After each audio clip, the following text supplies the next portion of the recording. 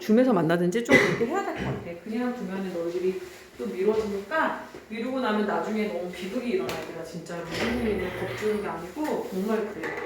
알겠지? 자, 고전시가 보시면은요, 제가 아까 우리 고전시가 읽는 법도 솔직히 다 배웠다? 사실은 우리 친구들은 배웠어. 기존 친구들은. 근데 우리 친구들은 아니잖아.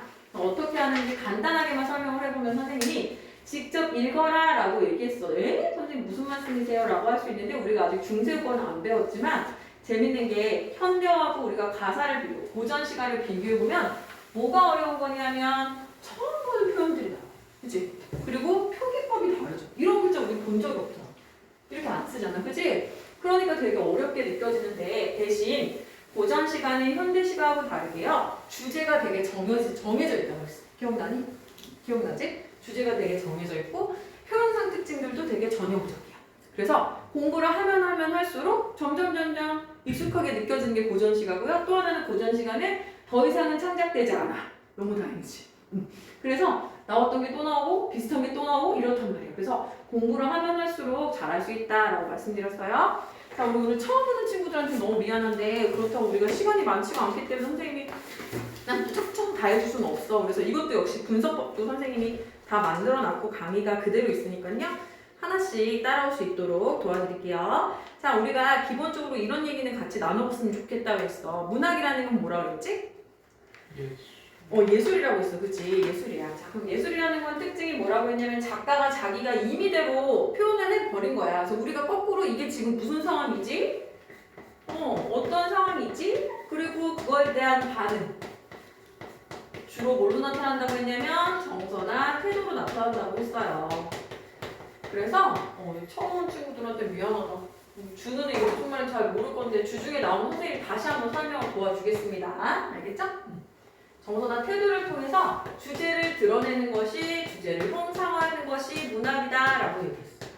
그럼 우리는 주어진 거 가지고 분석을 하는데 커다란 장애가 있으니 무슨 말인지 모르겠다.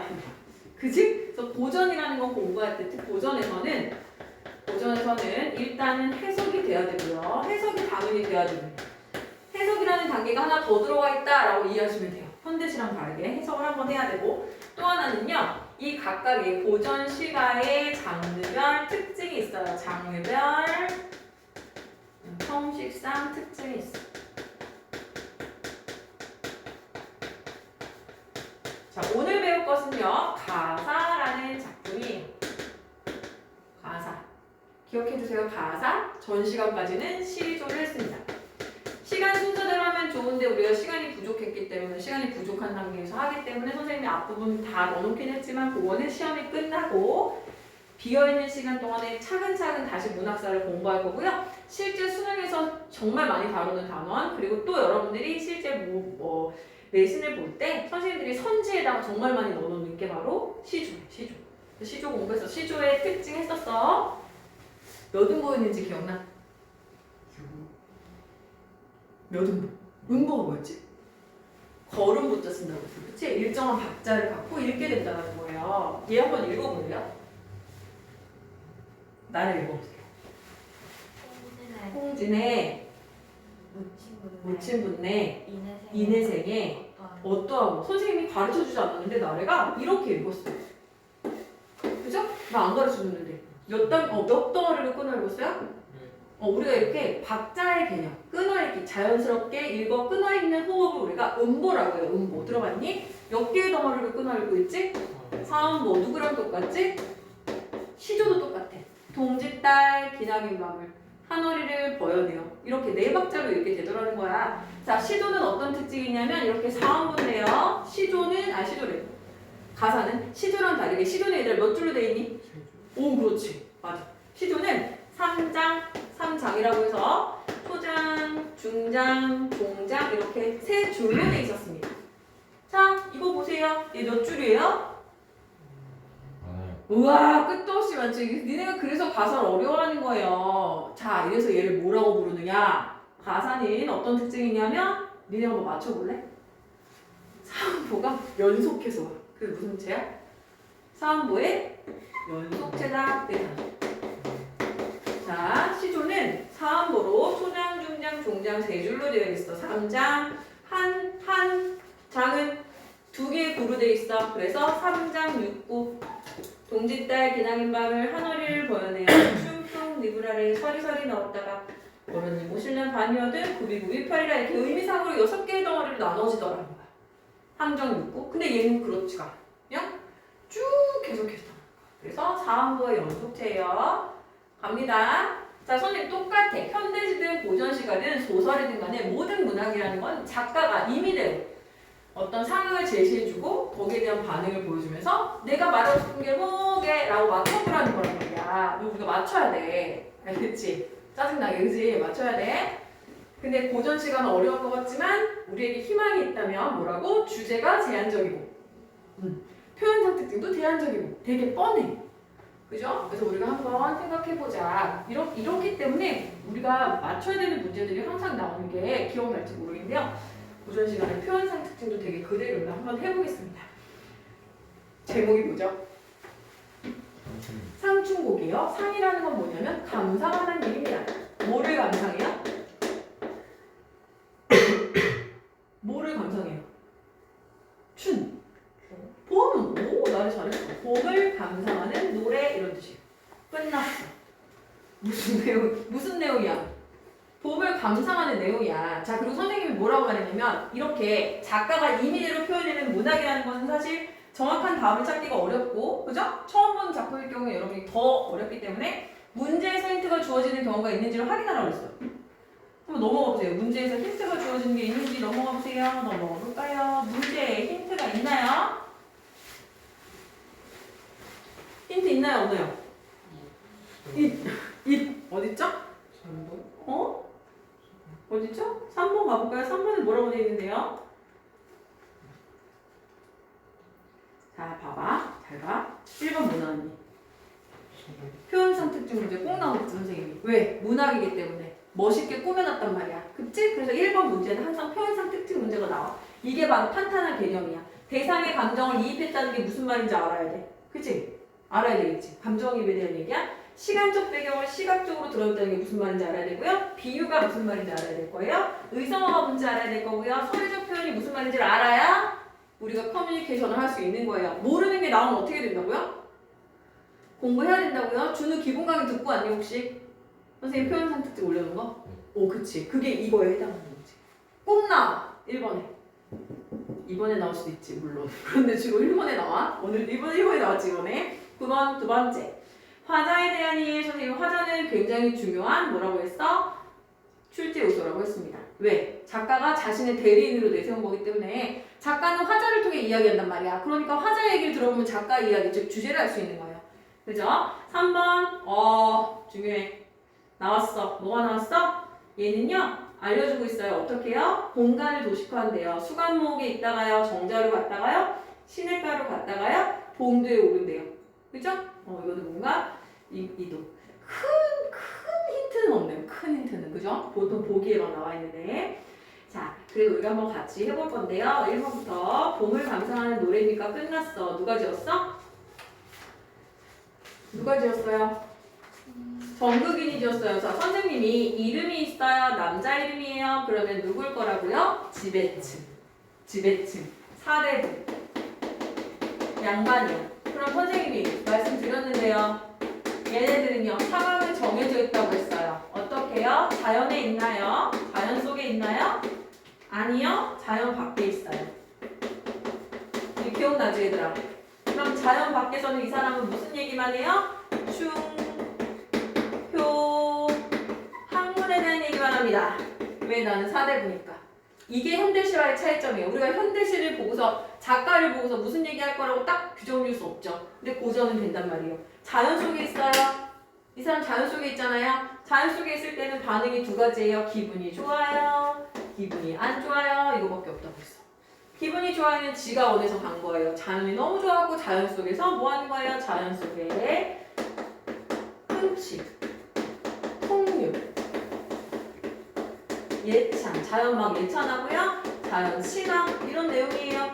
그럴 수밖에 없지 않겠어요. 그쵸? 신났어요. 자연 속에서. 자연 너무 아름답고 자연 짱이고 막 이러고 있어요. 자연 속에서 기분 나빠요. 기분 나쁜 건 뭐예요? 가기 싫은데 가 있는 거예요. 그럼 어떤 경우가 많겠어요? 사대부, 유대, 유배. 유배를 가거나 정계에서 물러나 있거나 뭐 이런 거 그치? 쫓겨가 있는 거 알겠니? 그러면 당연히 여기서는 뭐예요? 임금님에 대한 그리움 그 다음에 뭐 정적을 원망하는 노래 그치? 정적 나를 이렇게 패대기치게 만든 음모를 꾸민 나쁜 놈들 정적 그 다음에 나라 걱정 이런 거 하지 않겠어요? 그쵸? 이런 식으로 흘러가게 돼 있어요. 근데 얘는요 봄을 감상하는 노래니까 무슨 얘기겠어요? 뭐예요? 자, 사대부 남자가 봄을 감상한다는 것은 나 자연 속에 있어서 겁나 좋아. 완전 신나. 자연 짱이야. 너무 아름다워. 최고야. 이런 노래일 거야. 만나보자. 그럼 보세요. 홍진의 무친문네 그리고 우리가 있잖아요. 고전 시간은요. 조금 알아두면 편한 어휘들이 있어요. 선생님 외우라고 했었다. 기억나니? 우리 다 그 시험도 봤었어. 자, 지금 늦게 들어온 친구들도 초조해하지 말고요. 다행히 1학기 처음에 시작하자마자 막 던지진 않아요. 알겠죠? 조금씩 채워 넣는다라고 생각하시고 다만 시조는 선지해 낼 수 있습니다. 시조 정도는 해석할 수 있어야 돼요. 홍진 별표. 홍진은 속세예요. 속세. 속세라는 건 뭐예요? 사람들이 살아가는 세상. 다 같은 말로는 인간이라고도 표현하고 인생이라고도 표현합니다. 세속이라고도 표현합니다. 그럼 왜 홍진이라고 그러냐면 붉은 먼지야. 붉은 먼지라는 건 뭐냐면 그 당시엔 아스팔트니 아스팔트가 아니지. 그러니까 사람이나 수레가 많이 다니면 뭐가 일어나요? 붉은 먼지가 일어나겠네. 그래서 홍진은 이런 걸 얘기하는 겁니다. 홍진의 무친, 분내, 뭐뭐하신 분, 여러분 할 때 분이에요. 홍진의 무친이 뭐야? 무친. 읽으라고 선생님, 읽으라고. 이런 단어는 본 적이 없지. 근데 묻혀있다고 무슨 말인지 알잖아. 어디 사는 사람? 홍진에 살고 있는 사람들아 이렇게 하는 거죠. 홍진, 세속에 있는 사람들아 이내 생에 어떠한 곳 읽으랬어? 어떠한 건 무슨 뜻이야? 어떻습니까? 이런 거야. 누구의 생에? 화자겠지? 화자? 화자는 어디 있는데? 화자 어디 있니? 자연 속에 있는 거야, 그치? 그러면 누구랑 다른 거야? 홍진이랑 다른 거잖아. 그치? 맞아? 세상에 살아가는 사람들아 자연 속에 있는 내 생애가 어떻게 보여? 라고 물어보는 거야. 그치? 근데 나 궁금해. 얘들아, 봐봐. 이거 왜 물어보는 거야? 내가 너무 싫어서, 내가 너무 초라하고, 내가 너무 짜증나고 그래서 물어보는 거야? 나 어때 보여? 이거야? 아니지. 나는 어때? 이거지. 뭐가 들어오는 거야? 자부심. 속세에 사는 사람들 어때? 내 라이프 스타일 어때? 라고 하고 있는 거야. 있잖아, 고전을 무조건 외워야 된다고 생각하면 너무 힘들어. 그게 아니라 뭐냐면 그때도 사람 사는 세상이고 너무 신기한 게 그때 느끼는 감정 특히 이별 노래 같은 거 보면 정말 똑같거든? 나중에 보면 재밌어요. 자, 옛사랑, 풍류를 자, 여기서 말하는 풍류라는 건 그러니까 뭐야? 어디에서 즐기는? 자연 속 풍류겠지. 미칠까 못 미칠까 이러고 있어. 거기에 미칠까 못 미칠까? 라는 거는 미치는 것 같은 거야. 알겠지? 그래서 자부심이 드러나는 부분이야. 자, 천지간의 남자 몸이 나만한 사람, 나, 화자. 자, 중요합니다. 그런 사람, 학업만은 하다라는 말이 옛날에는 무슨 뜻이었다? 크다, 많다, 이런 얘기였어. 그러니까 천지간에 나 같은 사람은 흔한데 되게 많대. 되게 많은데 살림에 묻혀있어 여기 나왔네요. 살림 묻혀있어 이게 뭐야? 화자의 상황이지. 어디 있다고요? 어디 있다고? 그렇죠. 자연에 있다고. 지랑을 말할 것까? 지랑이면 그 지극한 즐거움이다. 지극한 즐거움. 어떤 단어야? 얘들아, 그러니까 있잖아. 고전 시가의 모든 단어를 내가 다 알겠다. 말도 안 돼. 말도 안 돼. 아는 단어를 가지고 추측하는 거야. 알겠어요? 그럼 아는 단어를 내가 이건 모르겠는데 어쨌든 살림에 묻혀있다는 건 알겠잖아. 그치? 자연 속에서 어떻다는 거야? 겁나 좋다 이런 얘기야. 즐겁다, 겁나 신난다 이런 얘기야. 알겠지? 자, 그 다음에 되게 중요해 얘들아. 이 사람은 이거 어디 있다는 얘기니?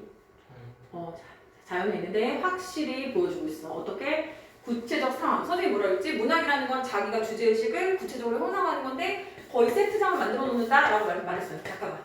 이미대로. 그치? 그걸 표현하기 위해서 이 사람 어떤 세트장 만들어놨냐면 이런 세트장 만들어놨어. 수간목 외워주자. 수간목. 수간목이라는 건 수간, 몇 칸 안 되는. 모는 뭐냐면요 여러분 띠야 띠. 띠는 뭐냐면 풀입니다 풀. 무슨 집이란 얘기니? 초가집이란 얘기입니다. 초가집. 알겠어요? 이게 왜 중요하냐면요. 수간이라는 건 몇 칸 안 되는데 선생님이 그러면 칸이 많으면 부자 아닌가요? 라고 생각하고 싶지 않 쉬운데 여기서 말하는 수간목은 여러분 드라마나 영화에 보면은 이렇게 초가집이 산 깊은 곳에 거기 숨어 사는 기인들이 있잖아. 기인들, 그치? 그런 사람들이 사는 집으로 방, 부엌, 연결된 복도. 복도가 아니라 대청마루 같은 거? 원룸이야, 원룸. 원룸이야, 부자 아니야. 그래서 써놓자. 어떤 걸 나타내는 거냐면 크게 써. 소박, 한삼. 이게 되게 중요해. 선생님 설명해줬었어. 왜 사대부들은 자연 속에 있을 때 소박한 삶을 그렇게 표현할까? 실제로 소박하게 살았던 것도 있지만 뭐냐 하면 여러분 이런 거야. 선생님이 남자친구랑 이제 결혼하라 그랬어. 예를 들면 좀 꿈같네. 근데 나는 너만 있으면 돼. 나는 가난하게 사는 거 괜찮아. 막 이랬어. 근데 막상 결혼할 때가 되니까 선생님이 물어봅니다. 남자친구한테. 너만 있으면 된다고 해놨다가 갑자기 샤넬백 사줬거든. 친구들 다 받았는데. 반지는 티파니가 좋을 것 같아. 그래서 집은 있지? 오빠 차는 뭐야? 막 이래. 그럼 그 남자친구가 선생님에 대해서 의심을 하기 시작하겠지. 과연 쟤는 나만 있으면 된다는 걸까? 그 의심 들겠지? 똑같아. 자연 속에 있으면 행복하대. 자연이면 된대. 그러면서 집도 좋아야 되고 가마도 있어야 되고 옷도 좋은 거 입어야 되고 음식도 진짜 좋은 거 먹어야 된다 그러면 말이 안 되지. 그래서 자연 속의 삶을 소박하게 생각하는 것은 이래도 충분히 만족합니다. 이런 코드가 정말 많이 나와 얘들아.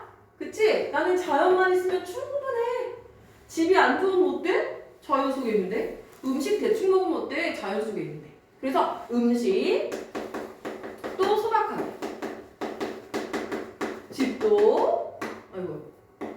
집도 소박하게. 배도 많이 나오거든 배. 배도 조그만 배다. 맨날 조그만 배. 이력편주 조그만 배다. 조그만 배야. 자, 벽계수라는 거는 맑은 물 앞에다가 두면 돼. 이상하게 생겼지만 읽어보세요. 앞에 두고 문자겠지. 앞에는 뭐가 흐르는 거야? 나래야? 뭐가 흐르는 거야? 맑은 시냇물이 흐르는 거야. 상상해. 뒤에는 송죽이 뭐니? 소나무, 쭉, 대나무. 어떻게 돼 있대? 울창하다. 알겠니? 백그라운드에는 뭐야? 나무가 막 울창한 거. 앞에는 맑은 물이 흐르고 여기 조그만 집 지어놓고 사는 거예요. 인자연. 가난해. 소박하지만 기분 어때? 괜찮아? 좋아.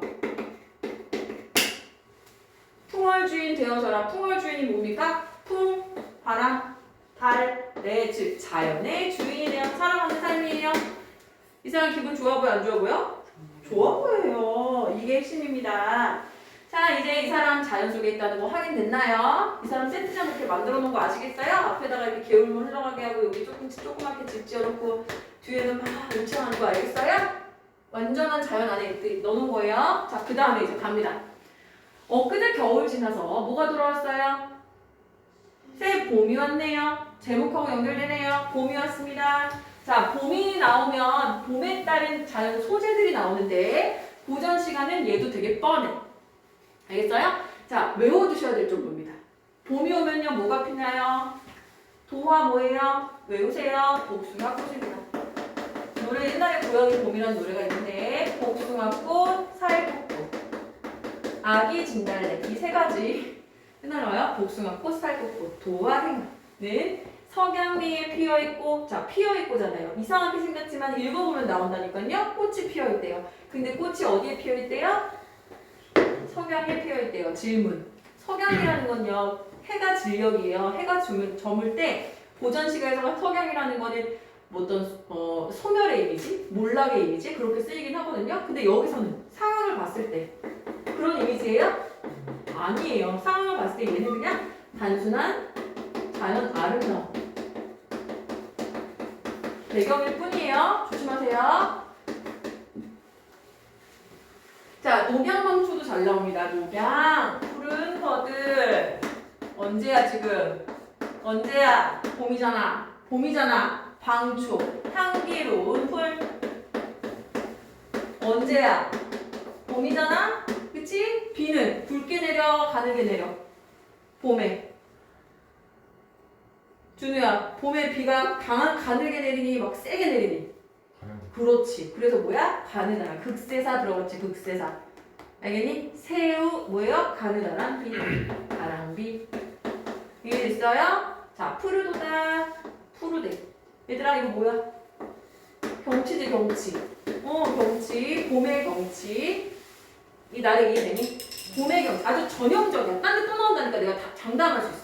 본 적 있지? 이런 거. 그치? 도화희나가 피어있고요. 붉은 이미지. 붉은 이미지. 밑에는요, 푸른 이미지죠? 질문, 색채 이미지가 드러나나요? 네, 대조적인가요? 네. 그치? 대조적 색채 이미지. 어떻게? 붉은색이랑 푸른색. 됐나요? 자, 이거 맨날 미친듯이 나와. 자, 이제 아름다운 자연경관을 가지고 극찬을 합니다. 어떻게 얘기하냐면요. 이렇게 얘기해요. 칼로 말아낸가 붓으로 그려낸가. 칼로 말아낸다는 건 말아내다가 자른다. 대단하다. 오리다. 뭐. 뭔지 알겠어요? 자르다. 알겠죠? 자연이 너무너무 아름다워서 이건 맞지? 칼로 이렇게 오려낸 것 같다는 거야. 이해됐니? 그 다음에 붓으로 그려낸 것 같은 거야. 자, 니은 냉간 의문형이에요.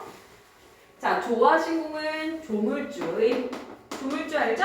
세상을 창조했다는, 세상을 만들었다는 신. 조물주의 신공. 신공이야. 놀라운 공력. 놀라운 실력. 한마디로. 조물주의 솜씨가 솜씨. 이 어떻게 하는 거야? 물물마다, 사물마다. 환사롭다, 별표. 환사롭다. 환사롭다가 뭐니? 배웠는데. 지민이 안 외웠니? 야단스럽다. 야단스럽다. 그럼 야단스럽다는 게 플러스야 마이너스야 여기서는? 나래야 좋은 뜻일 것 같아? 나쁜 뜻일 것 같아? 좋은 뜻인 것 같지? 잘한다 나래야. 야단스럽다는 거는 대단하다, 화려하다 이런 의미예요. 이해됐죠? 됐어요? 자, 지금 이 사람 뭐 하고 있어요? 자연 속에서 아름다운 자연의 경치를 예찬하고 있죠? 오, 너무 아름다워 라고 하고 있어요. 그런 다음에 여기 되게 중요한 시험 문제. 너무 중요한 작품. 숲풀에 우는 새는. 자, 누가 등장하니까 이 아름다운 자연 경관 속에 누가 등장하니?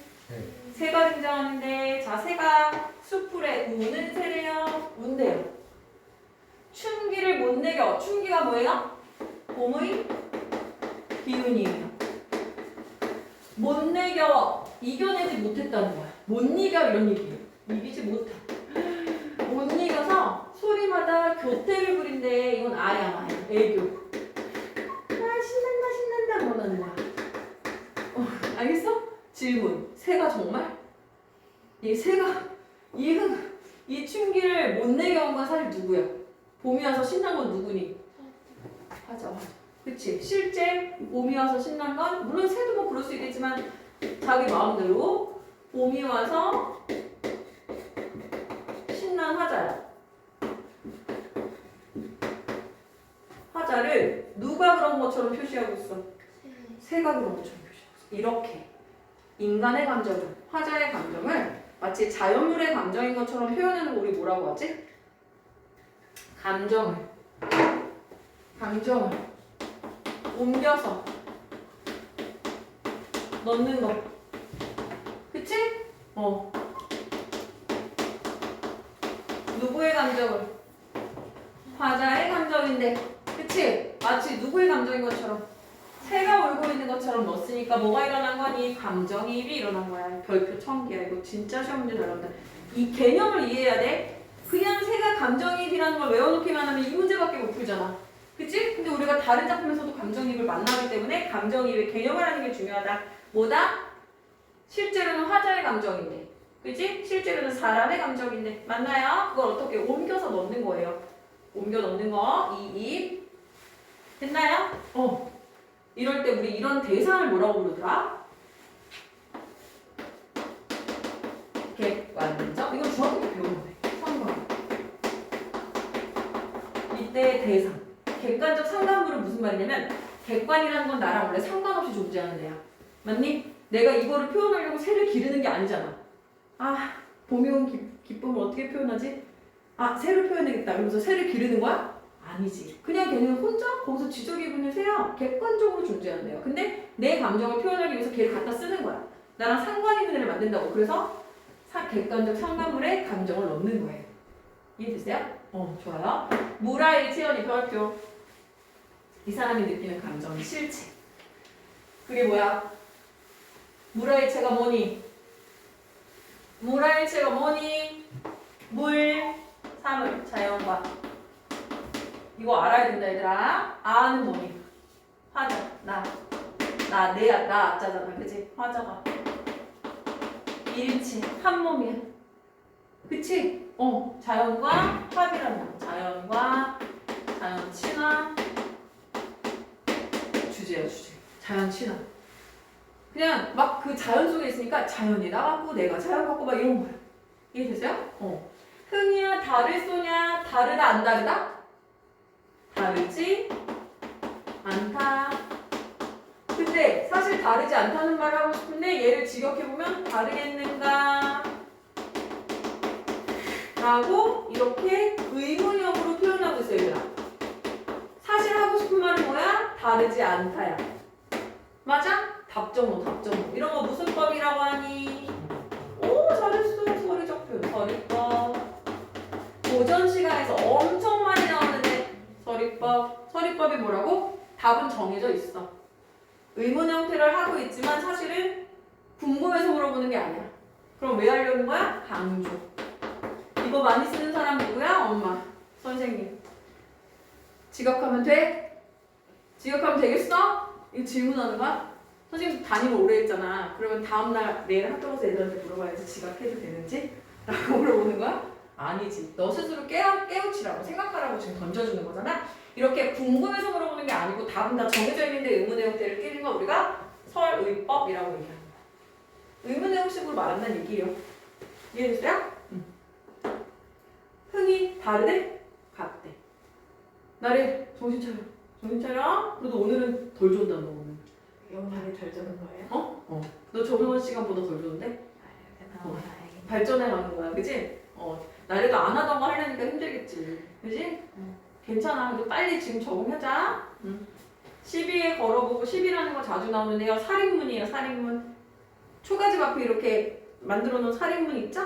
풀로 이렇게 만들어 놓은 그 문. 걸어보고, 걸어본다는 건 건다는 게 아니라 워크예요, 워크. 알겠죠? 정자에도 앉아보는 거야. 아까 우리 뭐라 그랬냐면 얘가 장소 이동을 한다고 얘기했어요. 그쵸? 어디 있었어요, 처음에?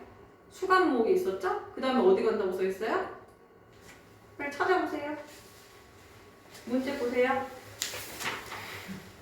정자에 앉아보니 라고 했어요. 그죠? 그럼 정자 온 거야. 알겠지? 두 번째 공간. 소요음영 외워야 됩니다. 소요음영은 천천히 걷는 거예요. 음영은 읊조리는 거예요. 우리도 신나면 나가면서 놀래서 고스 이러면서 노래 부르면서 걸을 수도 있잖아. 아니야? 디토 부르면서 걸을 수도 있잖아. 우리도. 아니야? 나만 그래? 나만 미친 거야? 얘는 옛날 사람들은 어땠어? 시를 읊조리면서 걸어. 너무 신나가지고. 그치?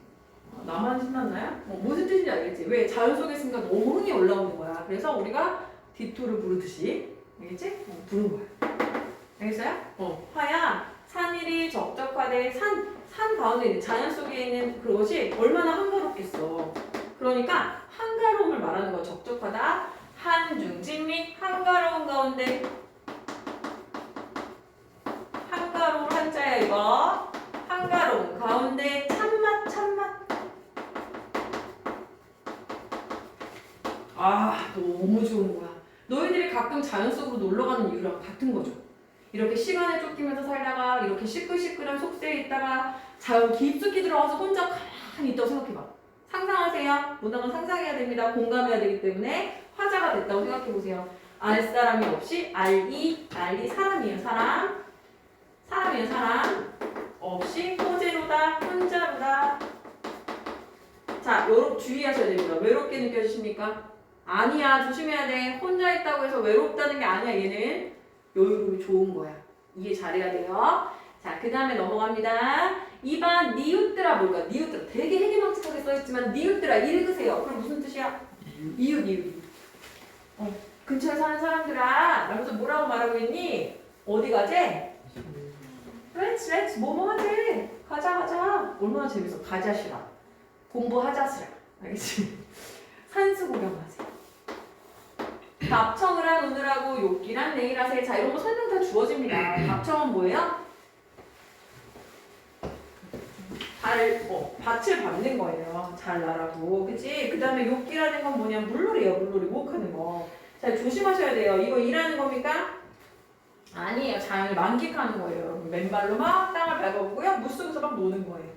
그 다음에 아침에 채산하고, 채산이라는 건 뭐는 나물 같은 거 캐는 거. 나조에는 뭐하지? 조수하세. 낚시하는 거예요. 자, 주의해야 됩니다. 이거 일하는 거 아니에요. 노동 아닙니다. 노동 아니에요. 엄마들이 그냥 친구들끼리 삼삼오에 모여가지고 쑥 캐러 가는 거 노동이에요?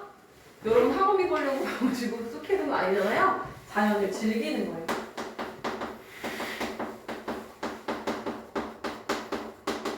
이해됐죠? 우리 낚시예요, 낚시. 갓괴연 닉은 술 나왔다. 술. 얘들아 술도 있잖아. 고통스러워서 마시는 술이 있고요. 시름을 잊으려고 마시는 술이 있고요. 자연을 즐기는 용도로 쓰는 술이 있어요. 얘 어떻게 마시는 술이에요? 즐기는 거예요. 즐기는 거. 풍류를 흥을 돋구는 술이에요. 갓괴연. 이게 뭐냐면 옛날에는 발효주들이니까 이렇게 망건 같은 거에다가 이렇게 발효주를 걸러요. 밭아놓고 이렇게 받쳐놓는다는 거예요. 이렇게 헝겊에다가 이렇게 내려서 먹는 거예요. 이해됐죠? 자, 여기 되게 재밌다. 곤나무가 뭘까? 곤나무. 읽으랬어, 선생님. 곤나무 가지 걷고가 뭘까? 너무 잘한다. 오늘 민혁이 잘한다. 꽃나무를 어떻게 해? 가지를 꺾어가지고 수놓고 먹으리라. 낭만의 끝판왕이야. 뭐냐면 얼마나 한가로운 정치가 있는지 술을 어떻게 꽃나무를 꺾어가지고 우리 너네 드라마나 영화 같은 데 보면은 온다 안 온다 하는 거 본 적 있지? 그런 것처럼 한 잔 꺾어놓고 하나 넣고 두 잔 이런 거. 그러니까 한마디로 한가한 어떤 정치의 극치라고 할 수 있어. 부럽다. 여기 가해보시면라도. 좀 있으면 심심하겠지 근데? 됐나요? 그럼 여기서 봐봐 지금 상황에 따른 반응이 결국 주제됐잖아요. 이 사람 어디 있어요 지금? 자연 속에서 뭐하고 있어? 신났지? 이것도 하고 저것도 하면서 한가롭게 논일고 있지. 주제야. 그게 봄을 감상하는 노래예요. 그쵸? 봄의 특징이 잘 나타나겠죠? 자, 그 다음에 이제 갑니다.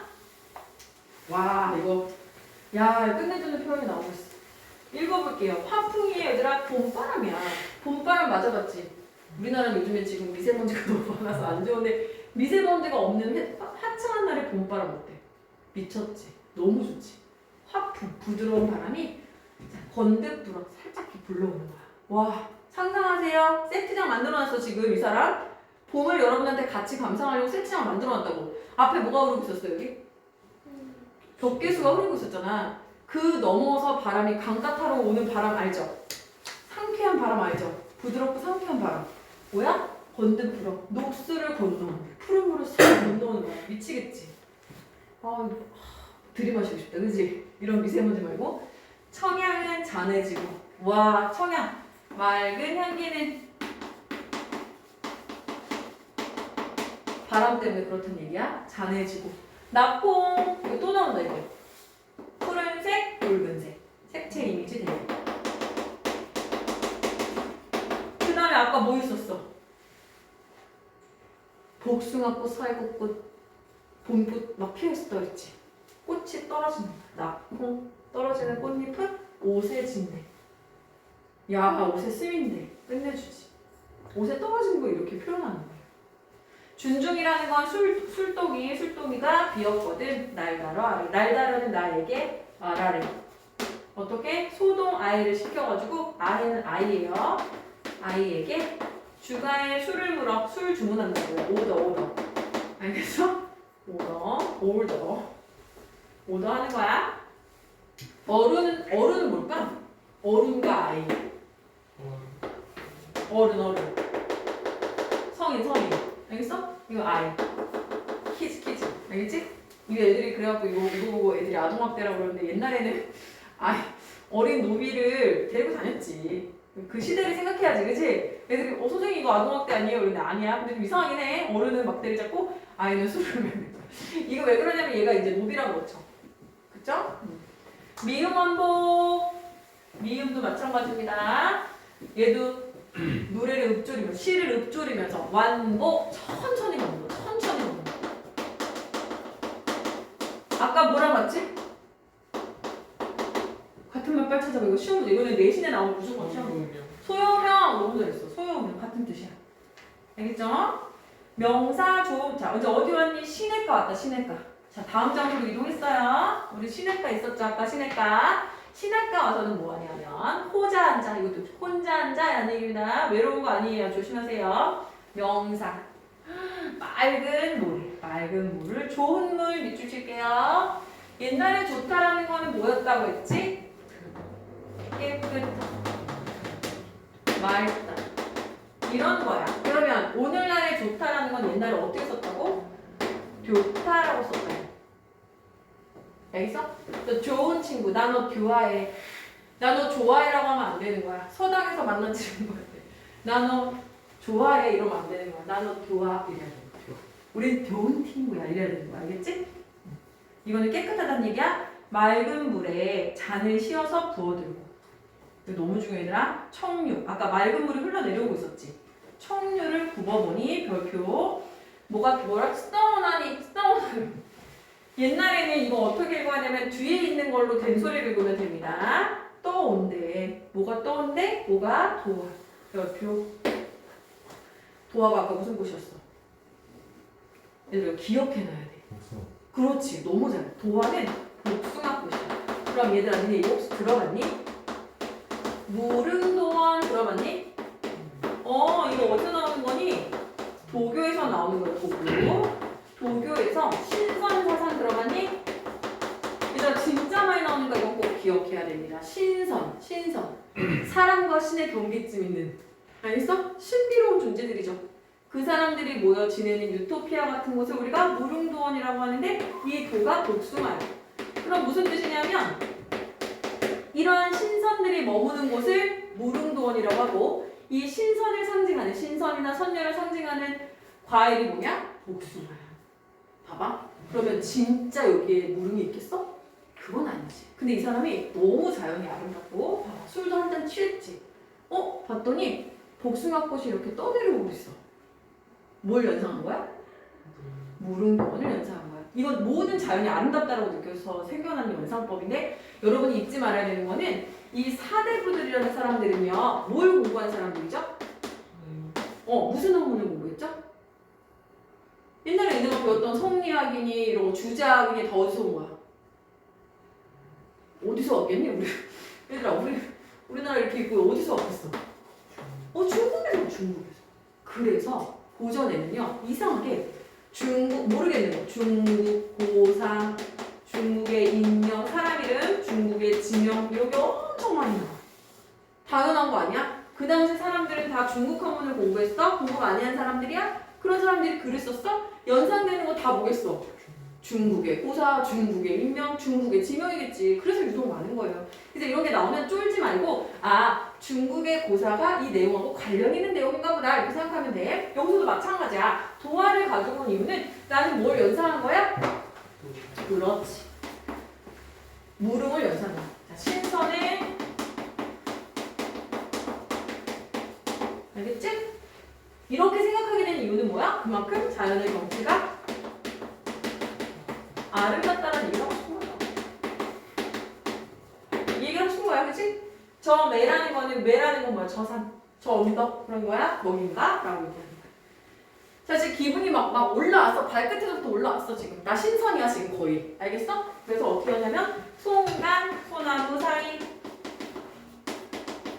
아까 새 뭐라고요? 가는 길로. 좁은 길. 산 깊이 올라가면 올라갈수록 길은 좁아지잖아요. 인적이 드무니까. 가는 길로. 좁은 길. 두 변화. 자, 두 변화. 꽃입니다. 또 진달래야 진달래. 아까 선생님 아까 뭐라 했어? 복숭아꽃, 살구꽃, 아기 진달래 세 가지 3종 세트 있다고 그랬지? 진달래를 부채로 만들었어. 자꾸 자연을 많이 훼손해. 그땐 그런 개념 없었어. 산에서 땔감 떼던 시절이잖아. 막 꺾어도 되는 거야 그때는. 됐니? 자, 봉두에 급히 올라 자 구름 속에 앉았어. 이제 뭐니? 장소 또 바뀌었죠? 이제 마지막 장소일 것 같아요. 다 왔어요. 자, 구름 속에 앉아보니 자, 상상하세요 여러분. 장소 옮겼어요. 옮겨서 뭐야? 높은 곳에 봉두. 봉우리 올라갔단 말이에요. 그러면 어디가 보이겠어요? 아래가 쫙 보이겠네요. 자, 그래서 천촌 만낙. 천촌 천 개의 마을 촌. 만낙 만 개의 또 마을. 그러니까 높은 데서 바라보면은 실제 1000개를 세본 건 아니겠지만 많은 마을이 보이겠죠. 상상하시겠어요? 작가가 만들어 놓은 세트장을 여러분이 직접 화자가 돼서 가보는 거예요. 그게 문학을 얘기할 때 가장 좋아요. 가장 좋은 방법이에요. 자, 그래서 천촌 만낙이 곳곳에 막 걸려있대. 됐니? 근데 얘들아 안개가 자욱하고 비구름이 막 쾅쾅 치고 있어. 아름다워? 안 아름다워. 근데 지금 미쳤어 얘들아. 연하이르야. 연하이르가 뭐니? 안개와 노을 그리고 한 줄기의 빛이야. 상상되니? 안개가 이렇게 약간 흐릿하게 있고 그 사이로 뭐야? 노을이 쫙 지고 있고 빛이 살짝 상상돼? 그런 상태에서 금수를 재편했는데 금수가 뭐냐면 비단이에요. 비단. 잘 나옵니다. 이런 표현 맨날 나와. 알겠지? 금수는 비단이야. 그러니까 마치 그 풍경이 모처럼 보여 한 벽에 비단 같다. 선생님 이렇게밖에 표현 못해요. 고전에서는 정말 너무 뻔해. 맨날 이렇게 나와. 알겠어? 진짜 내가 장담하는데 니네가 아직 공부를 얼마 안 해서 그런데 앞으로 공부를 하면 할수록 느끼실 거예요. 그래서 이렇게 금수를 재편한다. 엊그제 검었던 들이 왜? 겨울이었으니까. 그치? 이제 뭐가 됐어? 봄빛이 풍성해졌어. 다시 한번 얘기합니다. 얘 상춘곡이에요. 그죠? 봄을 감상하는 노래. 그죠? 자, 우리가 이제 어떻게 할 거냐면 너희들이 내신 나가는 속도가 그렇게 빠르지가 않아. 그래서 어떻게 진행을 할 거냐면은 우리 학교 교과서만 공부한다고 생각하지 않았으면 좋겠어, 너네가. 알겠지? 그래서 선생님이 미간 것도 할 거고 하나 것도 할 거야. 너 것도 좋은 작품 꼭 봐야 되는 작품들을 섞을게. 그렇게 해서 그렇게 하고 과제를 자기 학교 것만 하는 거야. 이해됐죠? 그리고 이제 시험 기간에 임박하면 당연히 이제 자기 학교 것만 할 겁니다. 2주 정도 남겨놓고 한 2, 3주 정도 남겨놓고는 선생님이 아마 조교 선생님 뽑고 있는데 좋은 선생님 오셨으면 좋겠고 그러면 이제 선생님이 개인적으로 이렇게 하나씩 해주면서 돌아가면서 이해됐죠? 그렇게 하겠습니다. 그러니까 왜 우리 학교 시험범위 아닌데 하지? 라고 생각 안 했으면 좋겠어. 그렇게 해야 돼. 그렇게 해야지 생각해보면 니네 시험범위에 해당하는 것만 하잖아? 그럼 몇 개 못하고 2학년 된다? 그러면은 감상할 수 있는 능력이 정말 한절 떨어져. 무슨 뜻인지 알겠죠? 대신 과제는 복습은 내신만 하는 겁니다. 자기 것만. 그렇게 하면 괜찮겠죠? 이것도 사실 시험범위 아니면 모르고 올라가는 거야 그냥. 그런데 되게 많아. 그러면 이거 못하고 그냥 2학년 꼭 되고 3학년 꼭 되는 거야. 그치? 그렇게 공부하면은 택도 없어요. 택도 없습니다 진짜. 중요한 거 나왔어요. 별표. 자, 있잖아. 결국 주제는 어디에 드러난다고 했어? 시조에서도. 초장, 중장, 종장 중에 어디가 제일 중요하겠니? 당연히 종장. 그럼 얘도 마찬가지야. 서사, 본사, 결사라고 우리는 표현하거든요. 그러면 서사, 본사, 결사 중에 어디에 주제가 드러나겠니? 결사에 주로 드러나요. 근데 마지막 제일 중요하죠? 공명과 북이 내놓쳐볼까요? 세 번 쳐볼게요. 공명, 많이 들어봤지? 북이 공명 들어봤지? 그치? 북이, 부자, 귀, 존귀한 거. 신분이 높은 걸 말하는 거죠? 공명은 뭐예요? 봉을 세우고 이름을 날리는 거예요. 자, 그럼 이거 누가 추구하는 거예요? 이거로 세속적 가치. 인생의 사람들이 추구하는 가치네요. 맞습니까? 맞으면 맞다고 해줘요? 맞아요. 그걸 어떻게 한다고요? 스키우고는 뭐냐면 꺼리고 부기도 날 꺼린대. 그럼 질문이야. 부기와 공명은 내가 여기서 세속적 가치를 떠나오면서 세속을 떠나오면서 내가 가지고 수 없는 거잖아요. 근데 나는 여기 살고 있는 삶에 만족하고 있어요? 불만족하고 있어요? 만족하고 있잖아요. 그러면 내가 원해서 온 거잖아요. 그러면 얘네가 나를 꺼린 거예요? 내가 피한 거지. 내가 피한 거야. 근데 어떻게 얘기하고 있어? 주와 주체와 객체를 이런 뜻이야. 서로 바꾼다. 알겠어? 들어봤니? 주객전도? 주객전도. 그 다음에 이거는 또 어떻게도 생각할 수 있냐면 운명론적 관점이야. 이런 건 나한테 주어지지 않았으니 태도로 보기도 합니다. 알겠죠? 주객전도가 메인이고요. 가끔 이것까지 가르치시는 선생님이 계셔서 알려드렸어요.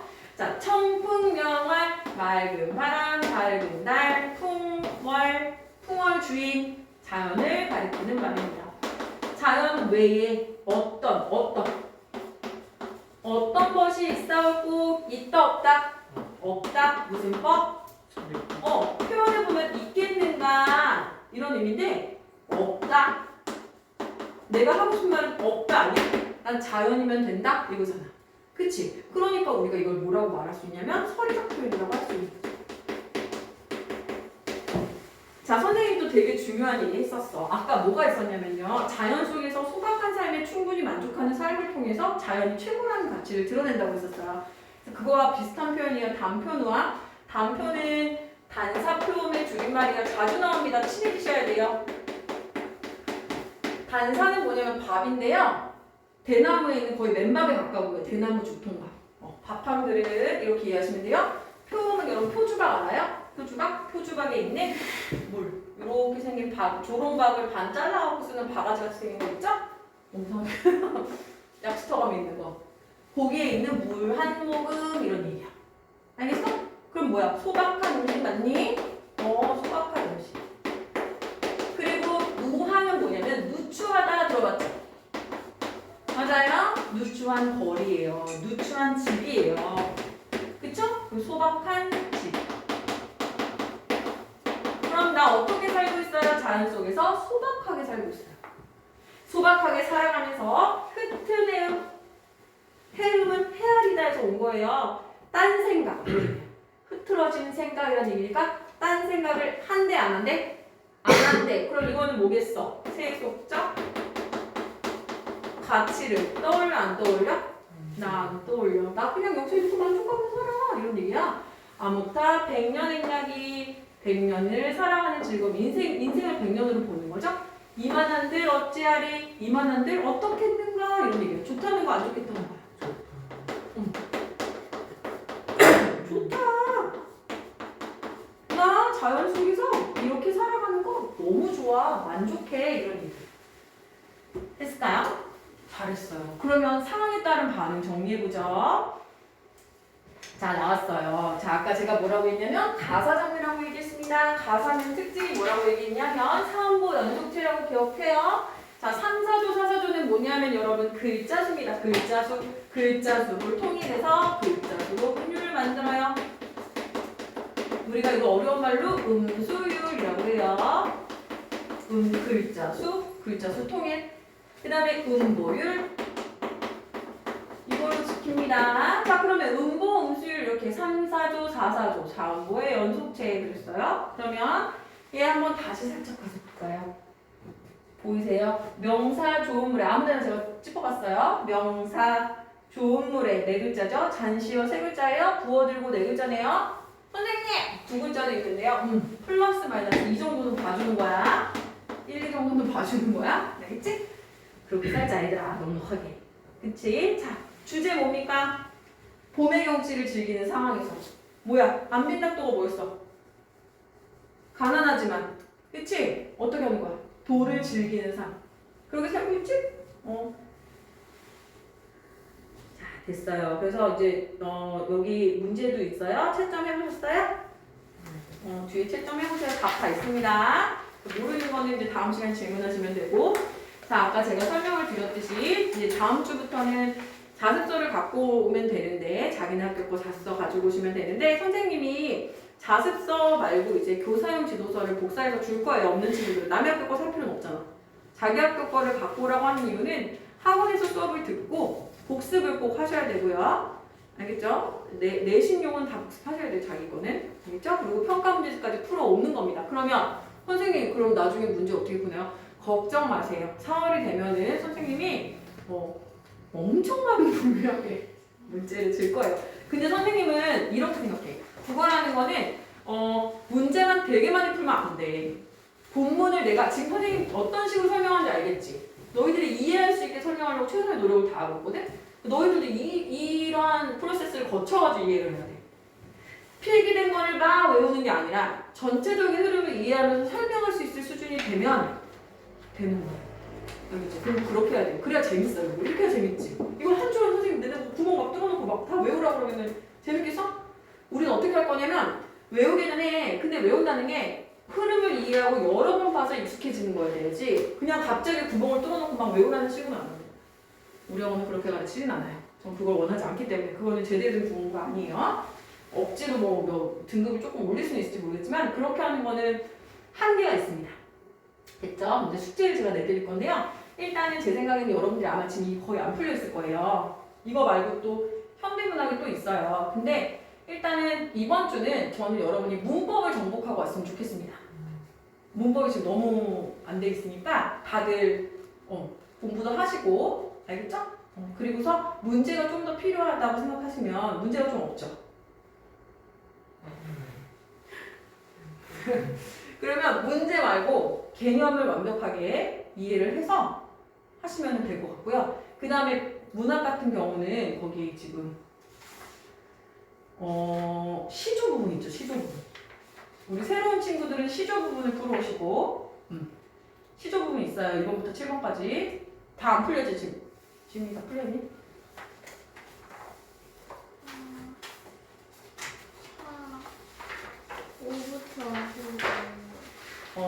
시조 부분 완벽하게 해오세요. 시조 부분 완벽하게 해오시고 민혁이는 다 돼 있지? 민혁이는 그럼 너 갖고 있는 저기 뭐지? 모의고사 문제. 자, 이제 숙제 정리해드립니다. 숙제. 문법을 완전히 정복해오세요. 문법도 테스트 봅니다. 알겠지? 새로운 친구들 때문에 이건 해줘야 될 것 같아요. 문법 완성해오는 거. 그 다음에 시조 부분. 완결. 자, 그 다음에 우리 신규들은 선생님이 거기 보면 신규는 요것만 하면 돼요. 문학 기본 강의가 있어요. 요것도 들어야 되니까 바쁩니다. 요거 3개만 하세요. 신규들은. 민혁이는 모의고사 하나 푸세요. 근데 민혁아 너도 어차피 얘는 기본이에요. 여기까지. 알았지? 똑같아. 고생했어요, 여러분. 조심히 가세요. 준우야 수업 때도 아주 좋아. 이해됐어? 중간에 와가지고 힘들어.